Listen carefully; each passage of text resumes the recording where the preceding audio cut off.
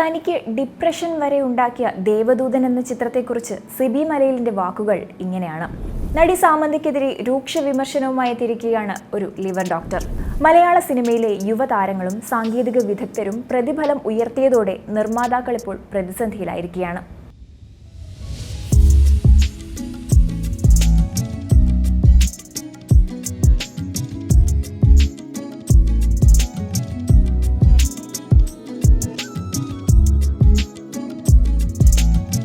ചില സിനിമകൾ ഇറങ്ങി കാലങ്ങൾ കഴിഞ്ഞാലും അതിൻ്റെ മാറ്റ് ഒട്ടും കുറയാതെ പ്രേക്ഷക മനസ്സിൽ നിൽക്കാറുണ്ട്. കഥയും കഥാപാത്രങ്ങളും സംഗീതവും ഒക്കെ യാതൊരു മങ്ങലും കൂടാതെ പ്രേക്ഷകരുടെ മനസ്സിൽ തന്നെ ഉണ്ടാകും. അത് വിജയിച്ച സിനിമകൾ ആയിരിക്കണമെന്ന് ഒരു നിർബന്ധവുമില്ല. പരാജയപ്പെട്ടവയും അതിൽ ഉൾപ്പെടുന്നുണ്ട്. അങ്ങനെ പരാജയപ്പെട്ടു പോയിട്ടുകൂടി ഇന്നും മലയാളികൾ കാണുന്ന ഒരു സിനിമയാണ് ദേവദൂതൻ. ഇപ്പോഴിതാ പുത്തൻ സാങ്കേതികതയിൽ റിലീസിനൊരുങ്ങുന്ന ദേവദൂതനെ കുറിച്ച് സിബി മലയിൽ പറഞ്ഞ കാര്യങ്ങളാണ് ശ്രദ്ധ നേടുന്നത്. ഫ്ലോസ് ഒക്കെ ഉണ്ടായിരുന്നുവെങ്കിലും അതുവരെ മലയാള സിനിമയിൽ കണ്ടിട്ടില്ലാത്ത ഡിഫറെൻ്റ് അപ്രോച്ച് സിനിമയായിരുന്നുവെന്നും സ്റ്റോറി കോൺസെപ്റ്റ് ആയാലും മേക്കിംഗ് ആയാലും സൗണ്ട് ട്രാക്ക് ആണെങ്കിലും അതുവരെ മലയാള സിനിമ കണ്ടിട്ടില്ലാത്ത ക്വാളിറ്റിയിൽ ഒരുങ്ങിയതാണ്. ഒരു ഹോളിവുഡ് ടച്ചുള്ള മേക്കിംഗ് ആയിരുന്നു അത്. പക്ഷേ സിനിമ വലിയ പരാജയമായി പോയി. നിർമ്മാതാക്കളെ എല്ലാം ഭയങ്കരമായി ബാധിച്ചുവെന്നും സിബി മലയിൽ പറഞ്ഞു. അദ്ദേഹത്തിനും ഈ സംഭവം ഡിപ്രഷൻ ഉണ്ടാക്കിയിരുന്നുവെന്നും വ്യക്തമാക്കി. ഏകദേശം 1 വർഷത്തോളം ചിത്രത്തിന്റെ കഥ പൂർത്തീകരിക്കുന്നതിനും റീപ്രൊഡക്ഷൻ വർക്കിനുമായിട്ടുമൊക്കെ വേണ്ടി വന്നു. അത്രയും എഫേർട്ട് എടുത്ത സിനിമയുടെ പരാജയം അദ്ദേഹത്തെ വല്ലാതെ തളർത്തിക്കളയുകയും ചെയ്തു.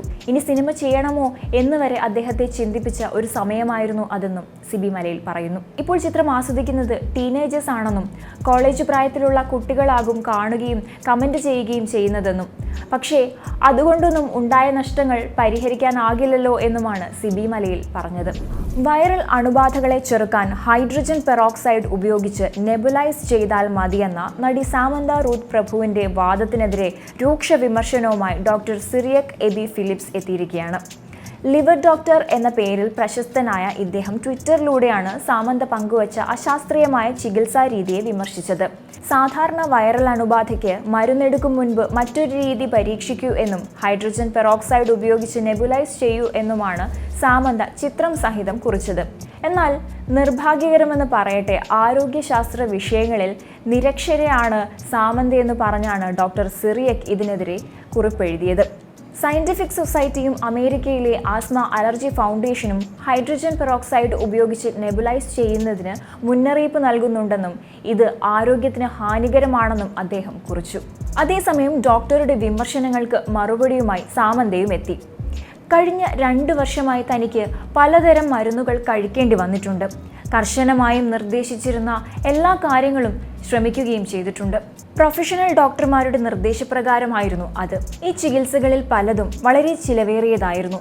എന്നെപ്പോലെയുള്ള ഒരാൾക്ക് അത് താങ്ങാൻ സാധിക്കുന്നതിൽ ഞാൻ എന്ത് ഭാഗ്യവതിയാണെന്ന് ചിന്തിച്ചിട്ടുണ്ട്. പക്ഷേ ഇങ്ങനെയൊരവസ്ഥയിൽ ഇതിന് സാധിക്കാത്ത ആളുകളെക്കുറിച്ചും ഞാൻ ചിന്തിക്കാറുണ്ട്. ഈ 2 കാര്യങ്ങൾ എന്നെ മറ്റ് ചികിത്സാ രീതികളെക്കുറിച്ചും മറ്റും തിരയാൻ പ്രേരിപ്പിച്ചു. ഇതിൽ എനിക്ക് പ്രയോജനം ചെയ്ത ചില ചികിത്സാ രീതികൾ ഞാൻ കണ്ടെത്തിയെന്നും കുറിപ്പിൽ പറഞ്ഞു. 25 വർഷമായി DRDOയിൽ സേവനമനുഷ്ഠിച്ച ഉയർന്ന യോഗ്യതയുള്ള ഒരു ഡോക്ടറാണ് തനിക്ക് ഈ ചികിത്സാരീതി നിർദ്ദേശിച്ചതെന്നും താരം കുറിച്ചിട്ടുണ്ട്. മറ്റുള്ളവരെ സഹായിക്കുക എന്നതാണ് തൻ്റെ ചിന്തയെന്നും ആരെയും ഉപദ്രവിക്കണമെന്നില്ല എന്നും അതിനാൽ ഇതുപോലെയുള്ള കാര്യങ്ങൾ പങ്കുവെക്കുന്നതിൽ കൂടുതൽ ശ്രദ്ധാലുവായിരിക്കുമെന്നും താരം കുറിച്ചു. തനിക്ക് ഫലം ചെയ്ത ഒരു രീതി പങ്കുവയ്ക്കുക മാത്രമാണ് ചെയ്തതെന്നും കുറിപ്പിൽ സാമന്ത പറയുന്നു. മലയാള സിനിമയിലെ യുവതാരങ്ങളും സാങ്കേതിക വിദഗ്ധരും പ്രതിഫലം ഉയർത്തിയതോടെ നിർമ്മാതാക്കൾ പ്രതിസന്ധിയിലായിരിക്കുകയാണ്. പ്രതിഫലം താങ്ങാനാകാതെ ചില മുൻനിര താരങ്ങളുടെ ചിത്രങ്ങൾ നിർമ്മാതാക്കൾ ഉപേക്ഷിച്ചിരിക്കുകയാണ്. പ്രൊഡ്യൂസേഴ്സ് അസോസിയേഷൻ താരങ്ങൾ പ്രതിഫലം കുറയ്ക്കണമെന്നാവശ്യപ്പെട്ട് അഭിനേതാക്കളുടെ സംഘടനയായ അമ്മയ്ക്ക് കത്ത് നൽകിയിട്ടുമുണ്ട്. നിലവിൽ 4 കോടിക്ക് മുകളിലാണ് എല്ലാ മുൻനിര നായകരുടെയും പ്രതിഫലം. ആകെ ചിലവ് 5 കോടിയിലധികം വരുന്ന മലയാളത്തിലെ ഏറ്റവും പുതിയ ചിത്രത്തിന് ഒരു യുവതാരം ആവശ്യപ്പെട്ടത് 5 കോടി രൂപയാണ്. ഹിറ്റ് സിനിമകളിലെ നായകനായ കൗമാര താരം ആവശ്യപ്പെടുന്നത് 1.5 കോടി രൂപയാണ്. ഛായാഗ്രാഹകരിൽ ചിലർ ദിവസവേതനമാക്കി. പ്രശസ്ത യുവ ഛായാഗ്രാഹകൻ ഒരു ദിവസത്തിന് ആവശ്യപ്പെടുന്നത് സഹായികളുടെ പ്രതിഫലം കൂടാതെ 1 ലക്ഷം രൂപയാണ്. പ്രതിഫലത്തിന് പകരം പ്രധാന സംഗീത സംവിധായകർ ഇപ്പോൾ മ്യൂസിക് റൈറ്റ്സ് ആണ് വാങ്ങുന്നത്. മുൻപ് നിർമ്മാതാവായിരുന്നു മ്യൂസിക് റൈറ്റ്സ് വിറ്റിരുന്നത്. എന്നാൽ ഇപ്പോൾ സംഗീത സംവിധായകർ ഇത് വൻ തുകയ്ക്ക് മ്യൂസിക് കമ്പനികൾക്ക് വിൽക്കുകയാണ് ചെയ്യുന്നത്.